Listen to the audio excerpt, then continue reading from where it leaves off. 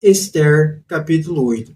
A lei em benefício do povo. Nesse mesmo dia, o rei entregou a rainha Ester à casa de Amã e o perseguidor dos judeus, e Mardoqueu foi apresentado ao rei. Este já sabia por meio de Ester do parentesco que ele tinha com a rainha. O rei tirou o anel que tinha retomado de Amã e o entregou a Mardoqueu, e Ester confiou a Mardoqueu a administração da casa de Amã. Ester tornou a falar com o rei, caiu após os pés dele e chorou, suplicando para anular o plano que Amã, o Agagita, tinha maquinado contra os judeus. Quando o rei estendeu o cetro de ouro para Ester, ela se levantou e, de pé na presença do rei, continuou: Se lhe parecer bem, se o Senhor me quiser conceder, se o meu pedido lhe parecer justo, e se está contente comigo, revogue por escrito o decreto que Amã, filho de Amadates, o Agagita, mandou escrever para exterminar os judeus de todas as províncias reais. Como poderia eu contemplar a desgraça que atingirá o meu povo? Como poderia contemplar o extermínio da minha família? O rei Assuero respondeu à rainha Ester e ao judeu Mardoqueu: Vocês sabem que dei a Ester a casa de Amã e mandei enforcá-lo por atentar contra os judeus. Agora, em nome do rei, escrevam o que vocês acharem melhor para os judeus e lacrem um escrito com o anel do rei. Todo decreto, redigido em nome do rei, lacrado com o seu anel, é irrevogável.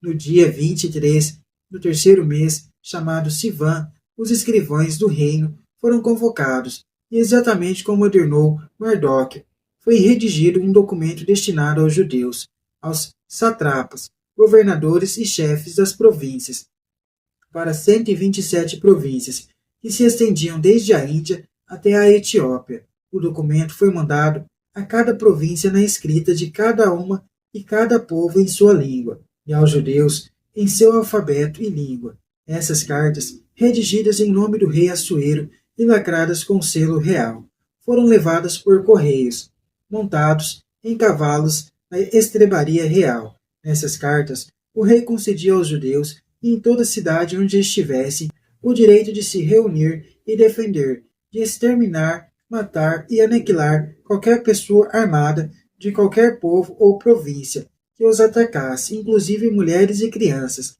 além do direito de saquear-lhes os bens. Isso aconteceria no mesmo dia, em todas as províncias do rei Assuero, isto é, no dia 13 do 12º mês, chamado Adar.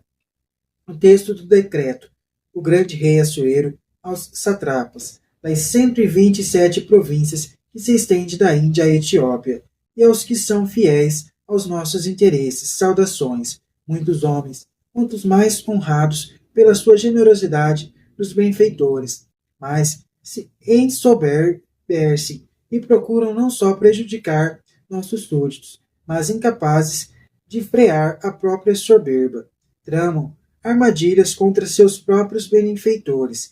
Eles não só anulam a gratuidade no meio dos homens, mas, embriagados pelo elogio de quem ignora o bem, se orgulham de fugir de Deus, o qual tudo vê, e de sua justiça que odeia o mal. De fato, muitas vezes aconteceu que o mau conselho dessas pessoas, a quem foi confiado o controle dos assuntos públicos, tornou muitos daqueles que detêm o poder corresponsáveis por ações sanguinárias, responsáveis, provocando assim calamidades irremediáveis.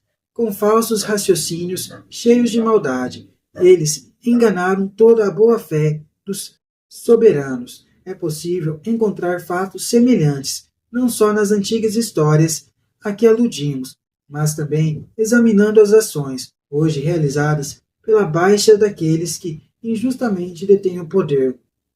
Para o futuro, será necessário assegurar, em favor de todos os homens, um reino pacífico e sem perturbações, fazendo mudanças oportunas e julgando com firmeza e equidade os casos que acontecem sob os nossos olhos.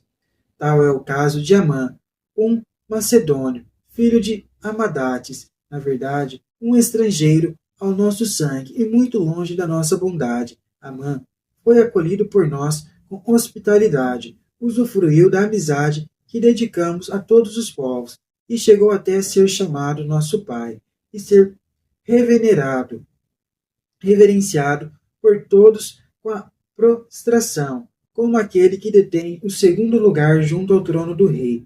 Contudo, incapaz de conter o seu orgulho, Amã tramou privar-nos do poder e da vida, com falsos e sutis artifícios. Ele pediu a pena de morte para Mardoque, o nosso Salvador e benfeitor perpétuo, e também para Esther, nossa irrepreensível companheira no trono, junto com todo o seu povo. Desse modo, ele pensava em nos isolar e passar o poder dos persas para os macedônios. Nós, porém, achamos que os judeus, condenados ao extermínio por esses criminosos, não são malfeitores. Pelo contrário, eles vivem segundo leis justíssimas, são filhos do Deus Altíssimo, excelso e vivo, que em nosso favor e de nossos antepassados dirige o reino do modo mais florescente. Portanto, vocês farão bem se não obedecerem ao decreto enviado por Amã, filho de Amadates, porque seu autor foi enforcado diante das portas de Susa, com toda a sua família. Deus, Senhor de todos os acontecimentos, fez cair imediatamente sobre ele o castigo que merecia. Coloquem cópias destas cartas em público e permitam que os judeus continuem a seguir livremente seus costumes.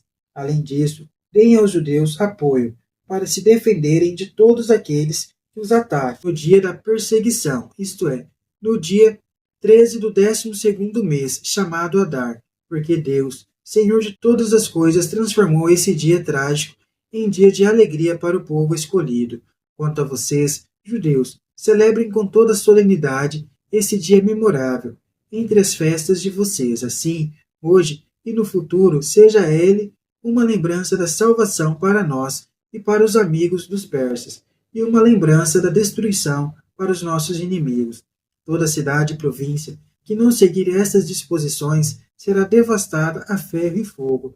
Nenhum homem viverá nela, e até os animais e pássaros a evitarão. O texto do decreto, com força de lei para toda e cada uma das províncias, se tornaria público, para que os judeus estivessem preparados, a fim de se vingarem de seus inimigos nesse dia. Os correios montaram cavalos reais e partiram rapidamente para executar a ordem do rei, enquanto o decreto era imediatamente promulgado na fortaleza de Susa. Mardoque saiu da presença do rei com vestes reais, de cor violeta e branca, uma grande coroa de ouro e um manto de linho e de púrpura vermelha. Toda a cidade de Susa saltava de alegria. Para os judeus, foi um dia de luz e alegria, festa e triunfo, em todas as províncias e em todas as cidades, aonde chegava a ordem do decreto real. Os judeus se alegravam com banquetes e festas. Muitos dos países se tornaram judeus, porque o temor dos judeus caiu sobre ele. Para que o povo possa viver, é preciso restaurar o poder. Como primeiro passo, será necessário introduzir no poder gente desmascare a injustiça, reinante nos altos escalões, e crie formas de punir os opressores. Em seguida, será preciso retirar aqueles que só buscam seus privilégios e interesses à custa do povo, e substituí-los por pessoas que participam das reivindicações populares. Mas não basta substituir pessoas, é necessário também abolir leis que mascaram o povo e criar outras que lhe defendam os direitos. Então o povo poderá verdadeiramente fazer festa, sem que sua alegria seja manipulada por sistema que explore e oprime.